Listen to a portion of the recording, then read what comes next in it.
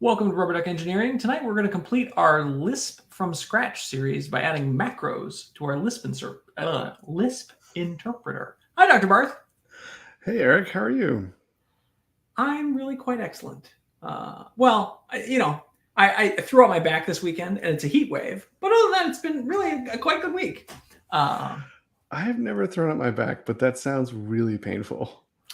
I do it about once a year. And so I was overdue because I hadn't done it in quite a while. And I recently started lifting weights again. And so my hamstrings got super tight. And then I think I was just putting on my pants. That seems to be often how I do it. And it just, went. And it's been a rough day or a rough 3 days or something now. So You're a man of the people. You put your pants on one leg at a time. But once they're on, then I make golden podcasts about Lisp interpreters in Rust. We're gonna have all the levels of memes. Any other thoughts before we jump to the code machine? I read a bunch about how I've never used actually macros in Lisp. I know that they're a thing, but I read a bunch about them, and they have a lot of really fancy features. I think we're just going to do very, very basic macros just to get the idea. Okay. Good morning. Thanks for joining us. Good morning. Yes, I am laggy at the moment. I don't know. This happens actually when my computer gets hot. I for a while I was playing this video game that really overheated my laptop, and so I would get like ice packs from the freezer to like cool down the laptop so it could play the game. Maybe you need to get some like freezer ice packs to get the streaming to work properly. Okay. Hey William, thanks for joining us. My goodness, it's a party already. Okay. To the code machine. So where did we leave our intrepid heroes? We had just done Lambda. Oh, that's right. And we got Lambda to work. Okay. So should we write a test case for macro? Sure. I don't know what the syntax is. We're gonna just make up some syntax. We're not gonna do def macro or whatever. Yeah, so I think the normal way is def macro, but we haven't done any of the define kind of features, and so we could do them. It would just be sort of a detour to go. Oh, because that's the mutable environment stuff that we haven't done. Yeah, so what define does, and there's also like a thing that defines the function, but what it does is it mutates your environment to add a new variable. Yeah. We could do it. Makes some sense. And so Lisp doesn't have a Lambda equivalent for macro that doesn't also define? Maybe this is the one. Frank is pointing us the way. The docs that I read was def macro, but I think conceptually we can just do it like Frank suggests and just make a macro. All right, let's do it. Okay. The macro machine. So, and the idea with macro, I'm having difficulty because we, although we haven't done it in a while, we were working on our other language in the Easy Bake Oven. That in macro, it doesn't evaluate the. Teach me. Okay, so macro is very similar to Lambda. So Lambda is a function. When you use a Lambda, the Lisp will evaluate each of the arguments and then pass them to the Lambda and then evaluate the body of the Lambda. Okay. So macro is similar, except the arguments are not evaluated. They're passed in as if they were quoted. So you get the syntax tree for them. And then you return some code, and then that code is then evaluated after you return it. So like a simple thing. All right, so let's write the expected output for this. Well, let's write it like this. Well, let's try to replicate that function as a macro. Okay. List. I think we would need to do this. We don't have a list. Oh, I see. List is the name of our macro? No, we'll need to make a function. This is our macro here.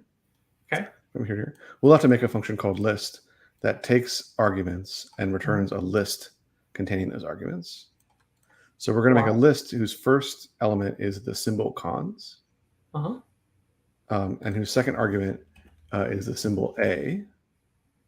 And then after that goes whatever the caller passed in. And why do we need a list function instead of just making it a list?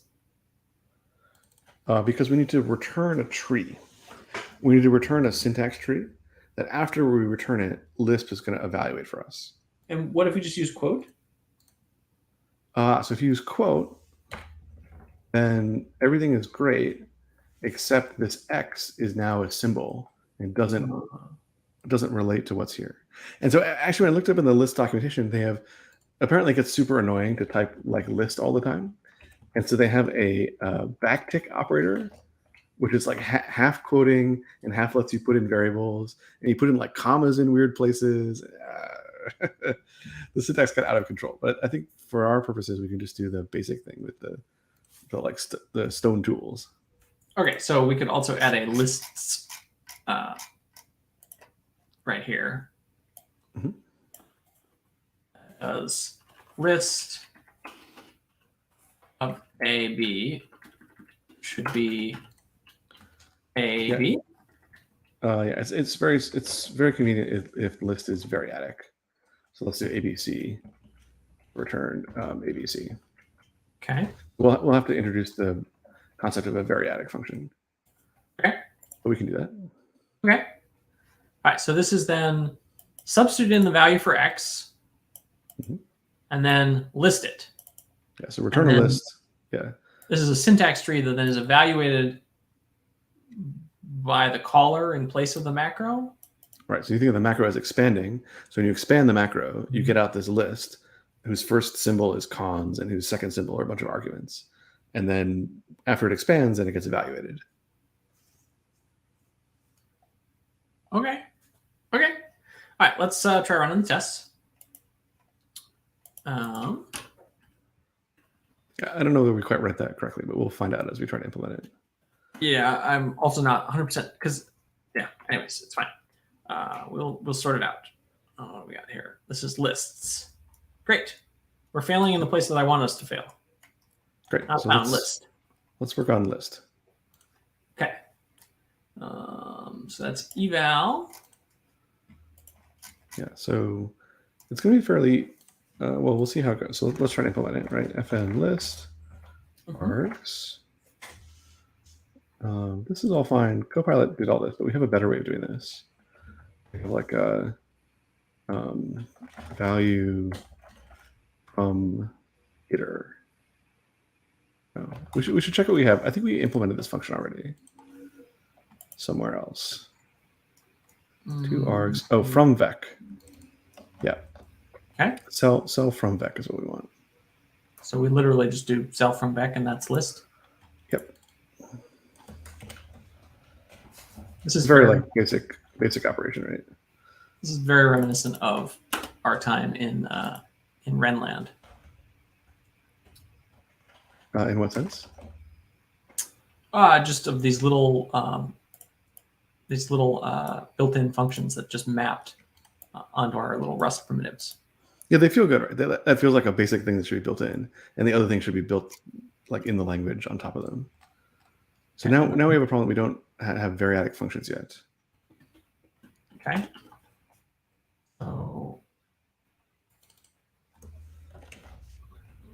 so there's several different ways of doing this. I was just gonna maybe put none here. Make all these like sum. That sounds like a reasonable approach. Yeah. The other way to do it is what I saw in the documentation for Lisp is you can write things like lambda x, and then there's some other syntax for like the rest of them. Yeah. And then this is like a magic word that means take all the rest of the arguments and shove them in here. So we can implement that feature. I think Variadic makes total sense. The only question I would have, the only question that's rolling in my mind is like, should we make this as an enum that counts to 8? You know,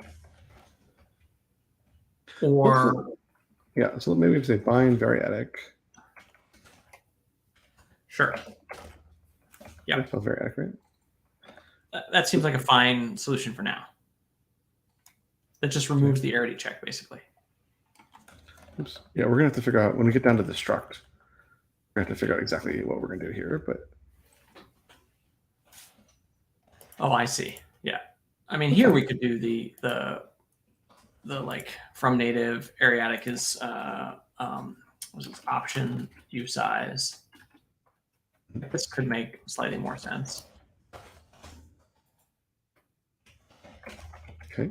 It's a little weird to use this. It's a little weird, and we're only doing it for native. And the nice thing about that, like ampersand rest thing, is it can be then used in the language. But I see. Because you can't do this in the language. Well, we need some syntax for it, right? I think this is fine. Like, I think if we were going to like use this Lisp interpreter for a long time, we would probably want to have some way of inside your Lisp program dealing with variadic functions. But so you're making me regret this decision because you're telling me that as we're writing this, it's not possible to write a variadic function inside our interpreter. At the moment, it's not. Why not? Because when you write lambda, you have to write out a certain number of variables. There's some way to say, like in other languages, you write ... or like you could say take the rest of the arguments and put them here. Yeah. So that's what that like ampersand rest. What's the ampersand part of it? Ampersand means like this is not a real parameter to my lambda. This is some sort of modifier for the next parameter. And how do you splat them out then? So it's equivalent to the splat. Like it's we can make up whatever syntax we want. That's just the syntax from Common Lisp. Well, but how do you get them back out to use them? You just get given it. It's a list, right? So you get them as a list, and so you then car encode your way to happiness or whatever. Correct. Okay, I think you've convinced me. Whatever. This is our we've said this is our last, but it just feels wrong to write it in. We could do a cool thing. We could do it a slightly neater way. Like we could decide that like the syntax we want in our funny version of Lisp is, what is it like ? XS, right? How is that better than ampersand? It's not better, but it's cute. Like we could just say if the identifier starts with ... that means it gets all the rest of the arguments. We're making it up, right? Okay. Yeah, I mean, I don't know what is ever going to be done with the Lisp interpreter, right? Like, it's just going to sit on GitHub till the end of time. Do you want to do this with the ... Sure. If you're more excited about the ... than the ampersand, but I think that we should do. I'm backing up. Let's move away from our option use size back to something that can be done from the functions as well. Okay, so let's write a test for it since we're going to just do this. Okay. So in the lambda test, let's write the lambda test, right? X XS. Mm-hmm. We're going to return. Call it rest. Okay. We'll just return rest.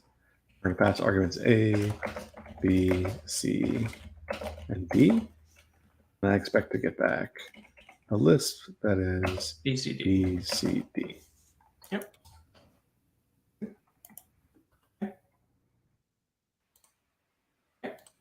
And so now we don't have that, and we're not sure what we're doing here.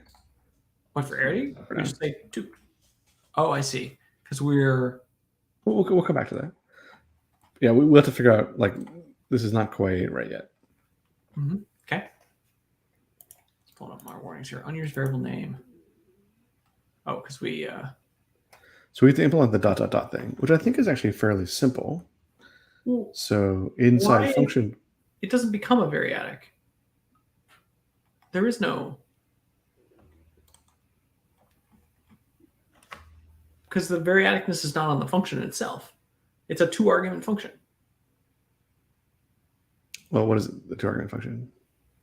You just ampersand rest is the second argument.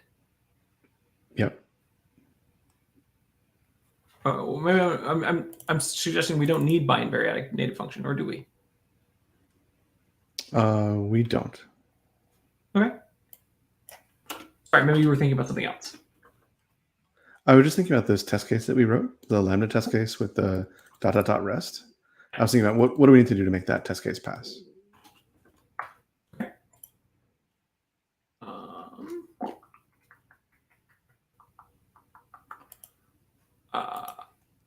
So that's like a different kind of.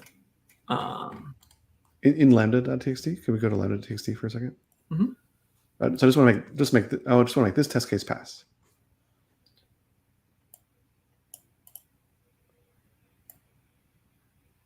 This is like a different kind of value.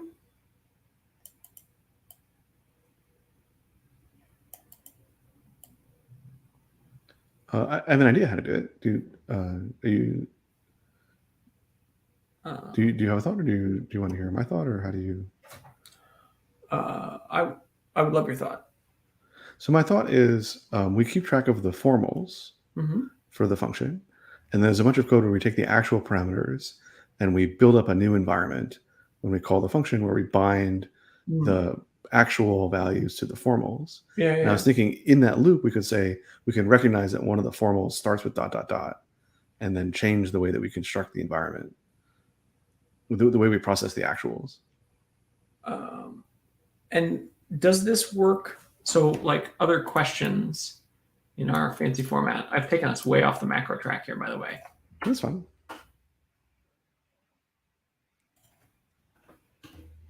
Yeah, I think that should pass.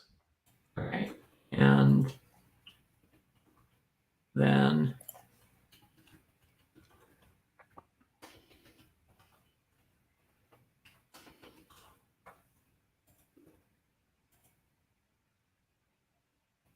what does that do? I think that should be an error, and it's like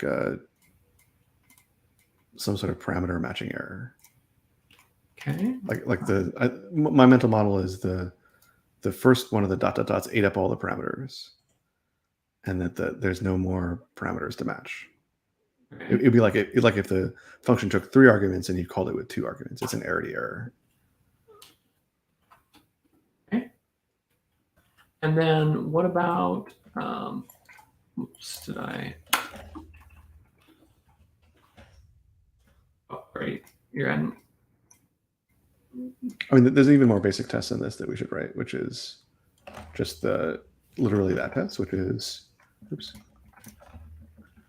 What if your function takes 3 parameters, x, y, and z, return z, and you only pass in 2, right? That should be an arity error also. Okay. And then I want to also do, were you adding one here? Oh, I see. This is. No, you made a copy of that test. I think you wanted to change. No, I do want that. So,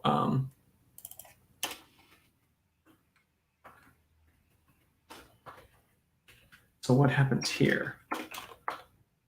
I think that's also an arity error because I think sum eats all of the arguments, and then x is left wanting to bind to an argument and is sad because there are no more arguments left for it. Okay. So I think we've covered the ones. Okay. Should we attempt to write the code that does this? Yeah. No, I was just trying to sort this out so we had like an idea of what we were requesting towards. And I like your simplification of whenever you hit a ... you slurp up all the remaining arguments into it. And if you keep going, well, fine. You just don't. There's nothing left in that iterator. Arity error. I have no idea if that's how Lisp normally does this, but it seems like a logical way of doing it. Well, we already used ... instead of the ampersand, so. Okay, so we're back to eval. My point with that was not to hate on the ... It was more just to say we've already diverged from Lisp. This is our Lisp. This is not a common Lisp. This is rubber duck Lisp from scratch. Yes, rubber duck Lisp from scratch. So I think the relevant thing is in values.rs around line 96. I can just follow you. Yep. So here's where we're associating the formals with the actuals. So I think we got to replace our zip here. Yeah, this is neat, but it was a cute trick, but too clever by half. Yep. Okay, so bindings. I think we can still iterate the formals, right? I think you still want to list this up like this. Like, you just want to do it manually. Yeah. So how should we do this? So let's map. We want to map here, right? You want bar formal let pairs, right? Okay. Yep. Pairs equal to. Is that even Rust? What's it doing? Oh, because Rust doesn't have. You want vec? Vec bang, yeah. But mut pairs? We don't need a mut pairs. We can do it all functional. Okay. Let's get rid of the zip. This isn't right. Well, yeah. Okay. You're just going to want to. You're going to want to catch it. You're going to throw errors. You throw errors. Yeah. Yep. You want error. Yep. Correct. Okay. So we want to, I think, say if name starts with dot, we're going to do something funny. You're going to slip up the rest of the iterator. Yeah, I just want to do the simple case first. Yeah. Let arg equals, I don't want to unwrap it. I want to say next dot okay or error. Yep. Okay, and then I'm going to just clone these things. Yep. Okay. Now we'll do the hard case. But it shouldn't be that hard. Okay. You're going to do name. It's going to be, name clone, comma. Whoa, what did we do here? Is that Copilot? Copilot did a bunch of stuff. This isn't quite right. I think I want args iter. Collect is fine. Collect is fine. You don't need clone. I don't need clone. Yep. Why is collect mad? Maybe what was cloned? Cloned like make a cloning iterator or something? Oh, clone. I need to clone each thing. I mean, you do need to clone each thing, but like, I don't know. That's cool. Collect is still mad. So let's write the type for this. This is vec arc value. Creates an iterator which clones all of its elements. Whoa. That's super useful. Today I learned. And then Copilot? Yeah, slice off these things. This actually looks good. What? What's this name 3? What? Oh, yeah. It's slicing off this. Yeah. I think we should just make this a constant, right?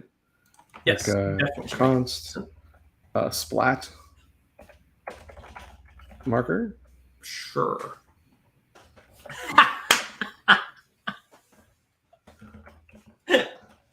No.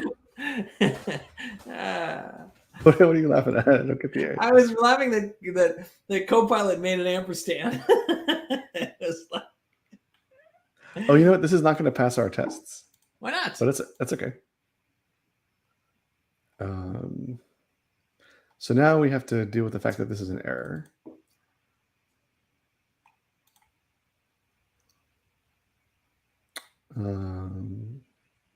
Why is this mad?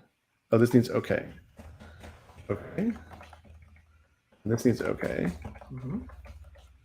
And then this thing what needs did it say? Whole shebang needs a question mark. Right? Let's put pairs here, right? So just to simplify our lives. Yep. Okay. Mm-hmm. But then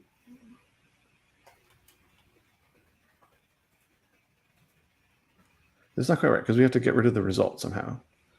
This is an iterator over result of pair. We need to we need to do this collect thing with the turbofish. Why do you need turbofish? Why don't you just collect and is it not smart enough to know the type or something? This thing that we keep having to do. We don't fully understand this. Like this is getting to the point where I would go look at like Rust documentation to figure out why.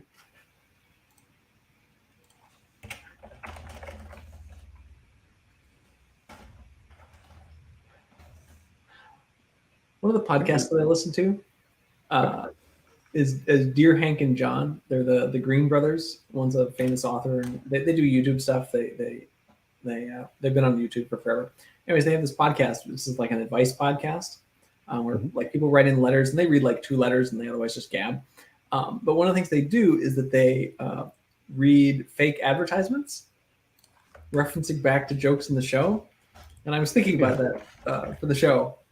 I should discuss this in the green room, but it feels like half of our episodes are brought to you by Turbofish.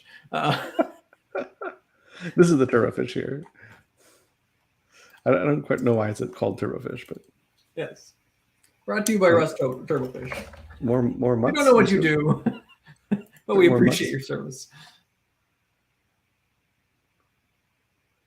Has type. What? We cannot move out of args iter. Fn mut closure. Move occurs because args iter has type slice, which does not implement the copy trait. Why are you mad, bro? Value type vec arc values cannot be built from an area over elements of type blah, blah, blah. Okay.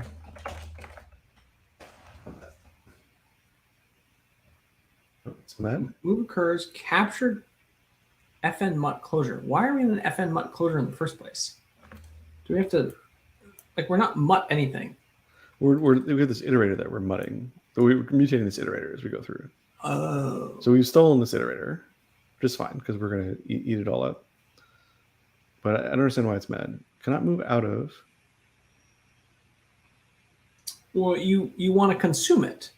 There's a way to slurp out the rest of the values. Is that not collect? That's not an iterate? Iterate the iterator? No, it already is an iterator. Oh, drain? Yeah, it's like drain or something like that. Drain. No, it's mad. There's a. I don't have a browser window open. What? Let's see if I can open one. I want to take all the rest of them. Take all. Take them all out of the iterator. Yeah, we just have to look it up. There's a way to slurp out the rest of the of the. Okay, I'm just googling for. Yeah, I can Google on my other screen too. The issue is we can't destroy the iterator, so we can't take. I know I'm just repeating it to the audience. We can't take the iterator and destroy it. We have to. You need to build a user level list. What's a user level list? I did that. I think that's what this cell from vec call is doing here. But I first need to get out the Rust level vec. I think. William is usually right, so I'm collect vec.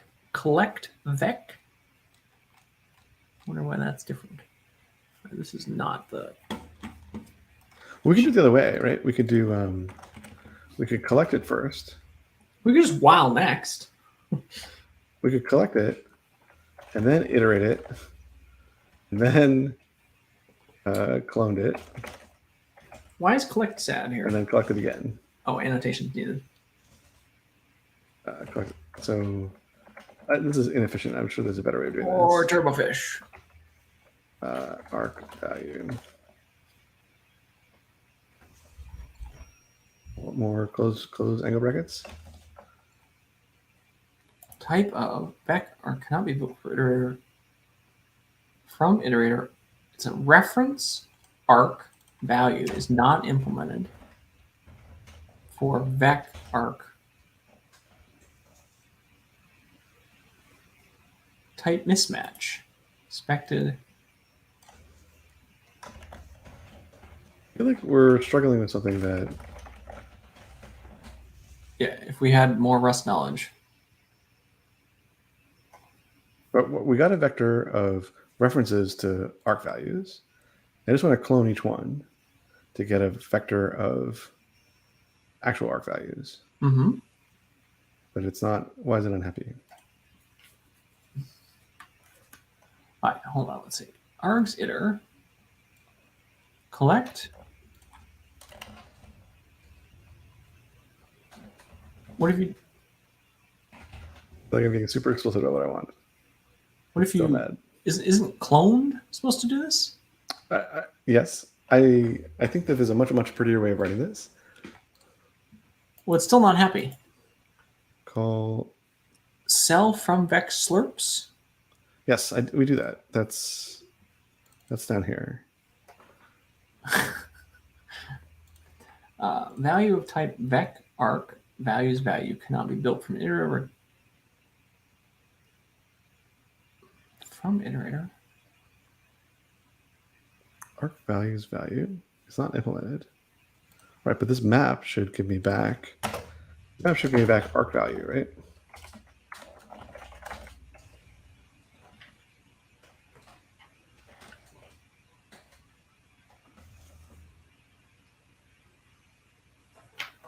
Is that the way? I think what you mean isn't that you turbofish on the map to give the return type? Like here. I could be remembering wrong. I feel like the type inference is somehow not inferring quite what I want. Takes two generic arguments. One was supplied. Maybe my turbofish was wrong. Why does it take two generic arguments? I feel like we don't need to put this map here. Okay, we could also just like write our own collect, right? Okay, sure. Let mut. Yeah. Well, I was gonna see what. Let's see what. There you go. Thank you, Copilot. Okay. Nailed it. Maybe that was easier. Yeah. I just had to say it, and it understood me. It heard you through the radio. Yeah. This somehow I would try to use these like functional operators, but somehow this was way simpler. But like, why? There's something wrong in We were just missing it. We were not doing it right. our understanding of Rust. Like, this should not. Yes, it's simpler, but you should just be able to do this immutably, right? Yeah. Okay. So let's try running the tests. I predict that we're going to fail one of the tests. One of these like splat tests. Okay, what do we got? Hold on. Let's turn off the lambda test and the macro test, or turn off the list test and the macro test, because we know those are going to fail. Let's just focus on these lambda tests that we wrote. All right. Well, we're failing the lambda test of expected error. So I think what's happening is it's this one, right? It's yeah. Chasing you here. Oh no, we're failing the very first one. We're failing this one, right? Lambda x rest. Okay. What do we got? We got arity error. No works. Was it expected? Which way is the left the input or the output? I'm not sure. I think it's expecting arity error. I think it's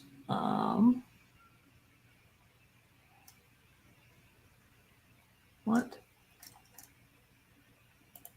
Oh, maybe it gave us an arity error. It gave us an arity error. We did it wrong.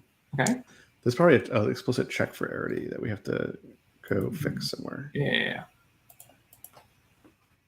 Arity error.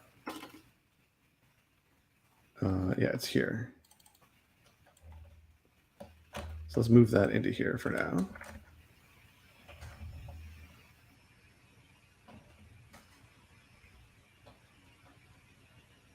Okay, let's try rerunning it. Why is that right?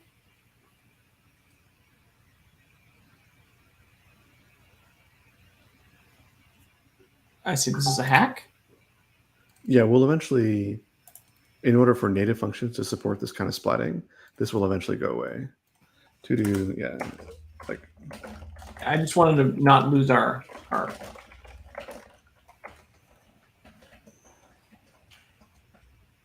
Okay. All right. Let's go back to our terminal.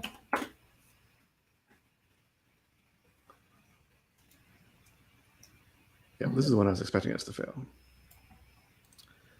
So the way we've written this, and we can decide whether this is what we want, is more will now just be an empty list because there are no more arguments to capture. And so it captures an empty splat, which I think is correct. I think our tests were not right. Like, I think this should just be empty. All right, Like, so if you let's put the have test. a variadic function, you don't pass any extra parameters, that should be okay. This needs to be more. More, yeah. But then we should also probably do some. We should do Yeah, we should test both of these, right? So let's do sum is A, B, C, D. Yep. And more is. Okay, so let's see. Okay, what do we got here? All right, so now that did not work. Why not? What did it return instead? My mouse scroll is like always ticking just too far. Oh, we got nil instead of empty. That's the same thing? No, okay, yeah, no, it's fine. Nil and the empty list is the same thing. It feels weird that our test didn't allow us to type either, but okay. Okay, this is test lists ABC. Oh, we're off to the list test. Well, let's make this work. So, okay, we don't check extensions. It turns out. Oops, I resaved your list XXX. Delete list XXX. No, not that one. I guess XSX didn't actually disable it. Yeah, it did not. It just was ordering that made it. Okay. All right. So now we need to implement this for native functions. So I think what we need to do is we need to promote the formals from just being about lambdas to being about all functions. Okay.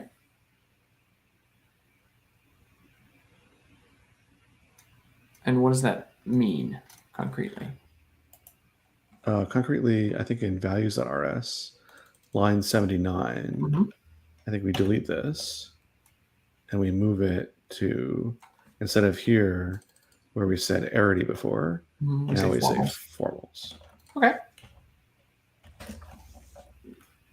Could be reasonable. All right. That means you can have named arguments? No. Function new. Yeah, I don't maybe I'll go on a little bit crazy with this, but. Well, I think this could be reasonable. You just never see the names, I guess. Well, we can hand you an environment. Like, we can change what a native function is. Instead of being passed like this, we can actually pass you your scope. It's just like it will like declare a bunch of variable names that will never actually get used. I'm saying we could use them. Like, here we're passing you, like, imagine we changed what a native function was to being an arc scope. And then the way you get your arguments is you look them up by name. Okay. No, you don't like that? It's fine. It's fine. We should just like quest on, because we're actually not going to get to macros tonight. All right, we took a detour for variadic functions. Okay, we did variadic functions instead. But let's do this. I think the scope's just a little. That's a little much. Okay, we can go back. Well, I think actually, so we could just hide this detail from the natives. Right? We could use. Oh, yeah, that's a good idea. When we declare them, then we can do underbar and then underbar and then underbar or whatever, you know. Yeah. Okay, so I'm going to move formals back into lambda. This is a really good idea. So then. Oh, I was saying formals could still be on func. We just, you know, we make it easy to use. But either way works. We should just get to compiling.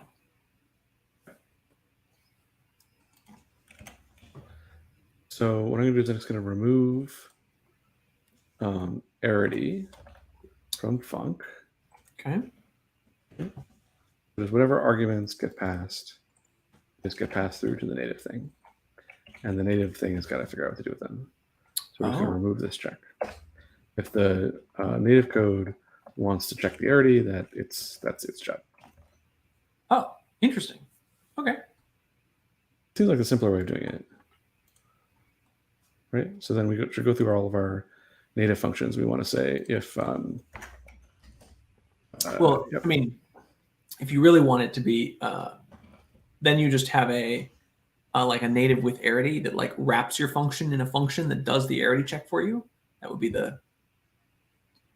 We could just check. Why don't we just do that right now? Okay. Do you want to type that? Well, let me drop you. And then, so it's like... You can just do that on the native side, right? Like scope bind native. And then we do scope dot bind variadic. Right. And then native just calls variadic native. It's like doing this one, just binds it wrapped in an args check. What can't you just say like check arity cons 2? You could, but I think you want to do it in... I think for sanity's sake, you want to... It just... it's harder to forget. Okay.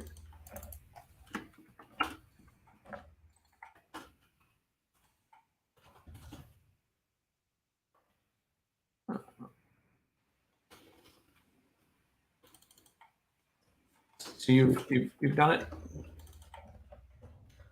You're passing... This is fine. So list we already had, right? So we can delete this. Okay. So now we need to do it here. We need to say... Yep, we do. We wrap it in check. Args. We say if args dot len equals arity, otherwise call through to native. Okay, this is bind. Yep, bind native. Yep, and then we just get home with that. Yep. Looks like you're doing it. I feel like there's lots of squiggles there, so we'll have to solve that. Yeah, that's fine. Squiggles. Expected 2 arguments, found 3. Oh, the from native needs to remove this. Remove that. Stop. Mismatch types. Okay.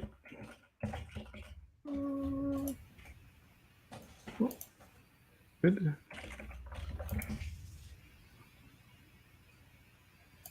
Mismatch types. Function pointer. Result. And error. Found struct args.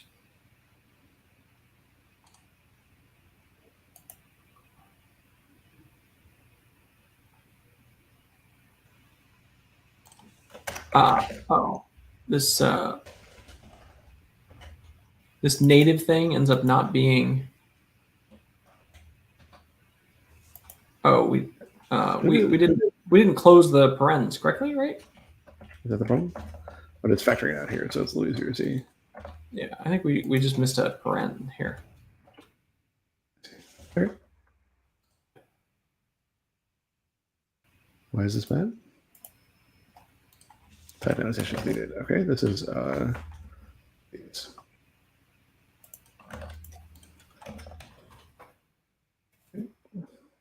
Maybe like a different way to declare functions in Rust where they do versus don't capture their... Like Rust has different closure types. But is that a syntactical thing? You can specify them. Like you can say move or mut or whatever. In this case, it doesn't matter because arity is copyable. Is this from native still met? Why is from native still met? Mismatch types. Expected function pointer for 4 function ref found struct. It thinks we're passing a struct arc. Are we calling the function somehow? We don't need to. What? Why is this?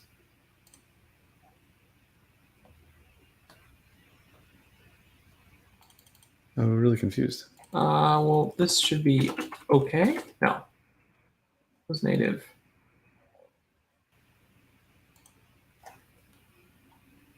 This type is all here. This type is all correct. I really don't understand this error. Expected a function pointer. Found a struct.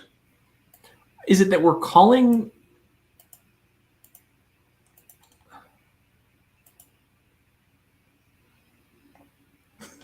This is not where I expected to get stuck in this episode. No, in fighting Rust.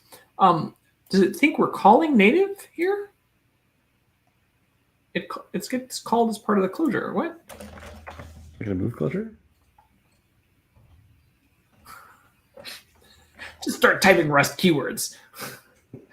Who knows what'll happen?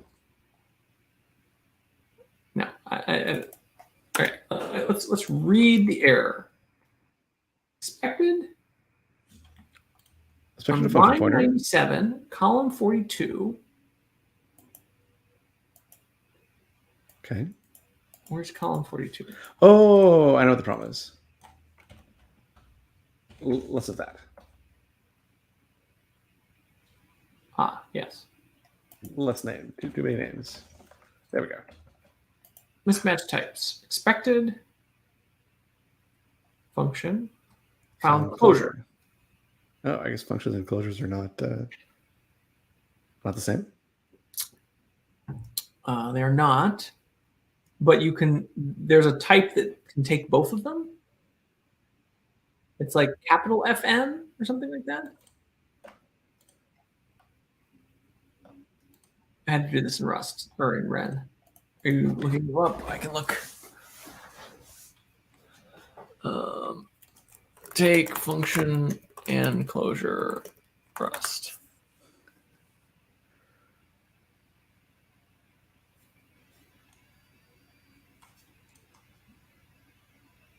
I'm kind of just tempted to put the arity check back in func.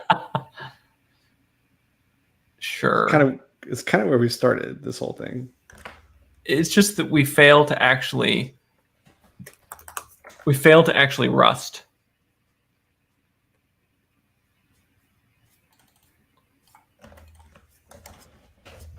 I'm just reading.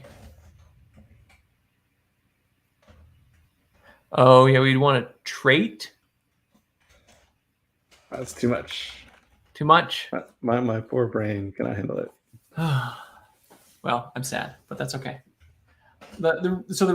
Just to explain my thinking, why I tried to push us towards this was just to make the dumb case hard to get wrong. Yeah, I think it was a really good idea, and I think in a language that had. I appreciate the moral support. Okay, so we're just removing this. No, this is good. We're just going to do this. We need to trunk native with arity.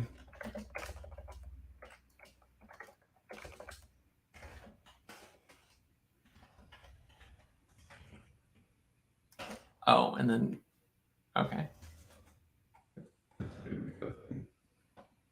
I see. And then func is then going to have option arity. Okay, so we went back to, it's fine.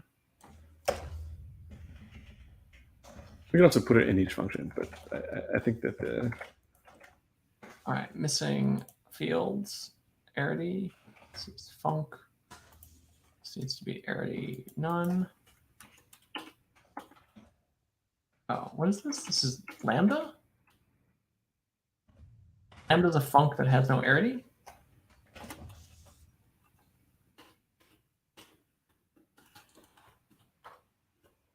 Okay, arity none for lambdas? I don't know if that's right.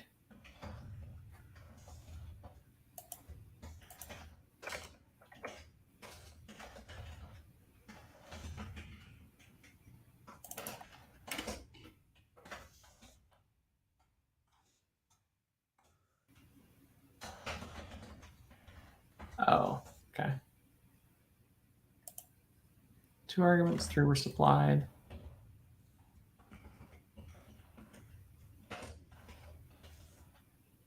It's amazing how much time we spent on this detour. This is why like estimating engineering schedules is so difficult. Like you spend all of your time doing things that you did not even expect would be relevant to what you were questing after.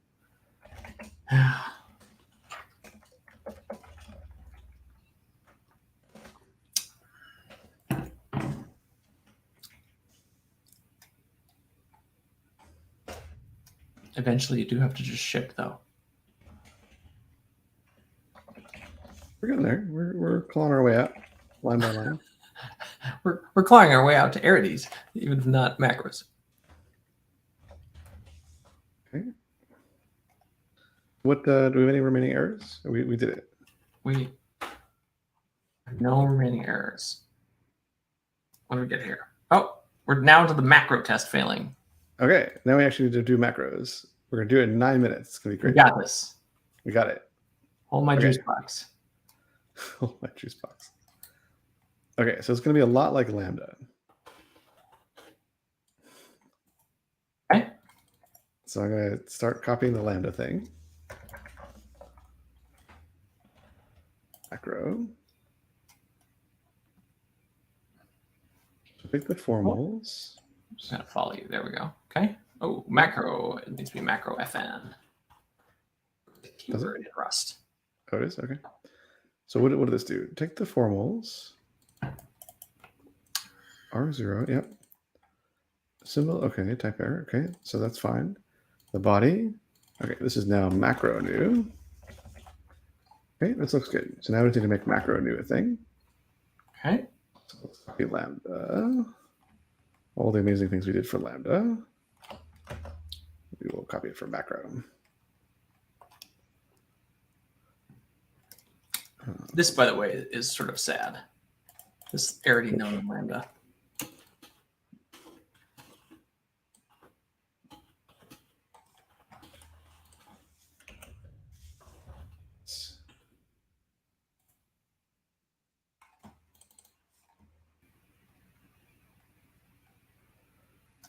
What you doing? You're still copying? I was just a little bit distracted. Yeah, okay, so I was going to make a new Lambda. Anything like Lambda. That is macro. Okay. Okay. Same thing. New, except value func. We value macro, right? No, it's going to be func body. Macro. Macro. More macros. Okay. And when we call it, we're going to do something. So we'll come back to this. This isn't quite right. This step is not right. I'm just going to delete that so that will come back to us. So we need to add a func body. That's a macro. Okay.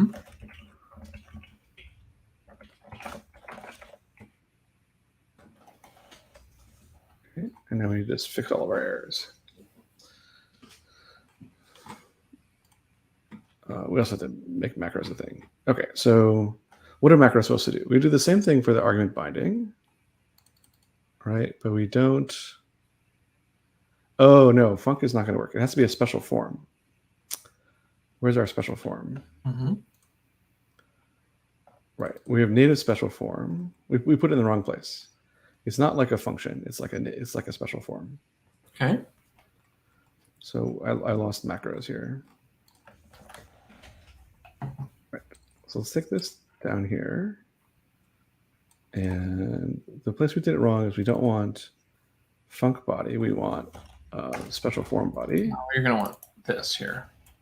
Value special form. Yep.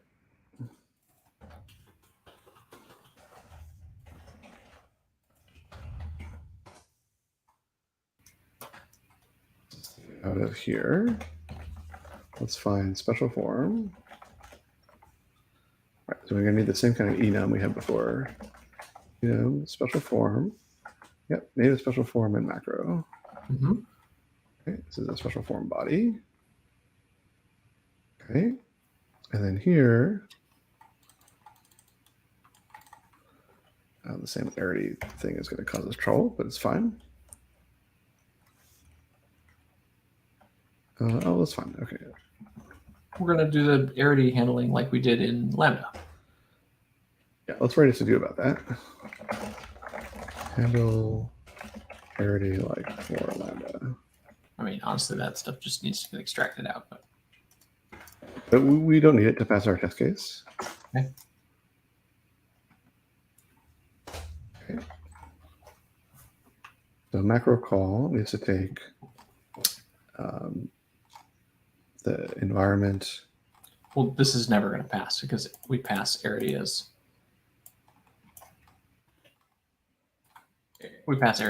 none. Anyways, this wouldn't be correct because this is self arity is a sum, isn't it? I'm surprised that wasn't giving a type error. Maybe it was. Let's leave it.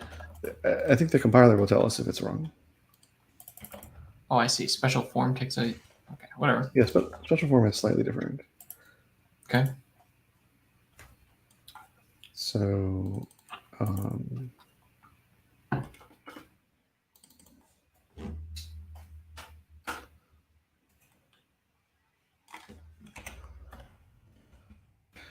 Just do the simple parameter binding here.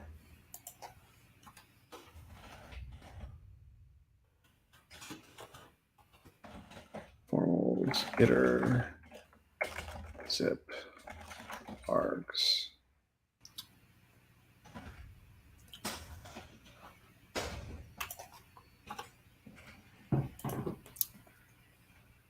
Okay, so now we actually need to do the thing that the macro is supposed to do.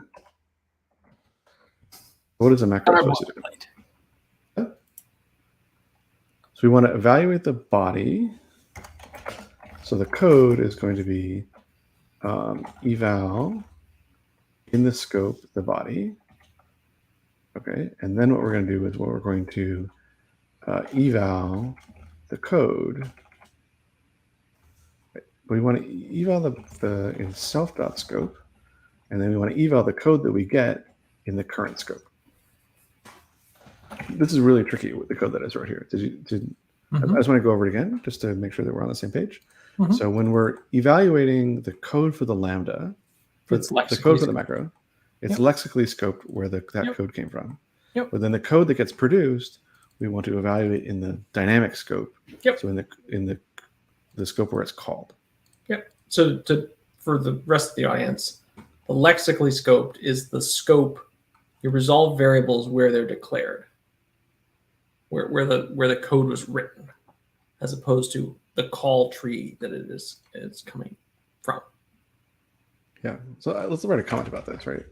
We need to evaluate, because it's super subtle. Body in the context of the macro scope. Yep.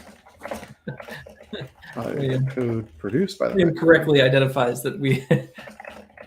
Whenever you're moving on from legacy code, you you've written enough. All right. Should we try to solve our compiler errors? We just need to add this. Match type. Special form body. Special form. This is okay. So we need special form body native. Okay. Special form body. Oh, it just needs to be pub. Okay. We never do. Oh, we got to bind special form. Did macro new do anything? What did macro new return? Oh, special form. Oh, okay. Great. That looks good. Is macro arity, we don't know. The arity is the same as Lambda. It's 2.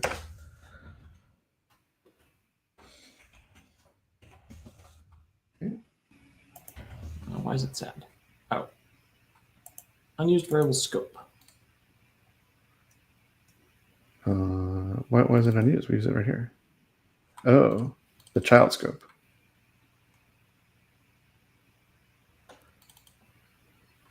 Okay, this is the. We gotta name it. Should we call it lexical and? Oh, right, lexical scope. This is passed in the lexical scope. Let's call this dynamic scope. Super concreteness. Okay. No problems. Okay. You think our test is going to pass? Totally. Of course it will. Okay.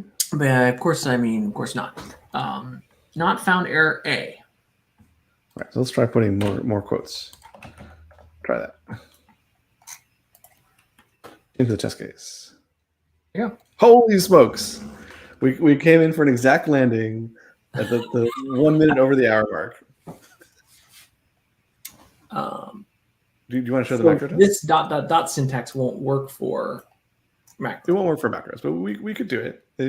Give it another 5 minutes, we could do it. Yeah. But the macro totally works. You want to show the macro test case? Add Variadic functions and macro. Works. We think. E number 114. All tests pass. Ship directly to production. That's how we roll. It's live. We're a production kind of place. I did not think we were going to get macros working based on how lost we got in Variadic. Yeah, I suspect we spent at least 15 minutes fighting Rust. In part because I haven't written a line of Rust outside it. Well, since last week. I've been on vacation this week, and so I was playing computer games and other silly things, and putting a heat pack on my back. And golfing. I heard there was golfing involved. Well, the golfing got canceled for this week, at least, due to the fact due to very hot weather. Yeah, it was like 107 or something on the golf course. So we decided not to go out. And also my back, I do not think is going to take golfing well. That's a good point. I think like the swing really is the back is an important element of that. Yeah, correct. I want to be able to like actually do my my workout routine before I go do. I remember learning about weekend warriors when I was a kid, which are people who are now like our age, who would go out and hurt themselves on weekends because they would go water skiing, or whatever that they hadn't done in 20 years. And it turns out when you've been on this earth for 40 years, your body is less good at water skiing randomly on a weekend. So. I don't believe you. I think my body is excellent at water skiing. Anyways, any final news from Lake Wobegon or? No, I mean I had a lot of fun with this Lisp series. I didn't really know quite where it would go when we started out. I didn't know, but I don't know. I've never written a Lisp interpreter, and so I sort of knew it was possible. It was kind of fun to explore and do it. There was Rust before ownership. Whoa, you're blowing my mind. What was Rust like before ownership? What does that even mean?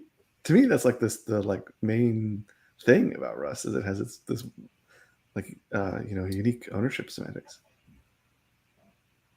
You're blowing my mind, William.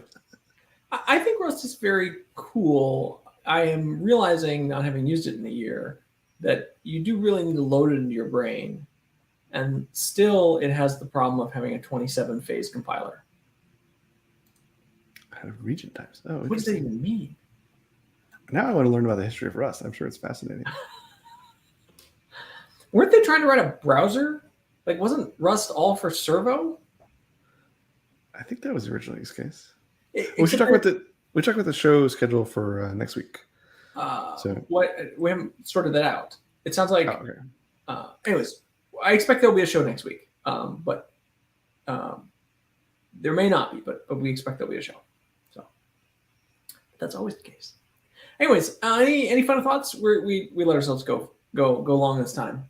No, that was it. That was my final thought. All right. Well, you have a wonderful week, and we'll see you all next week. Thanks for stopping by, folks. See you.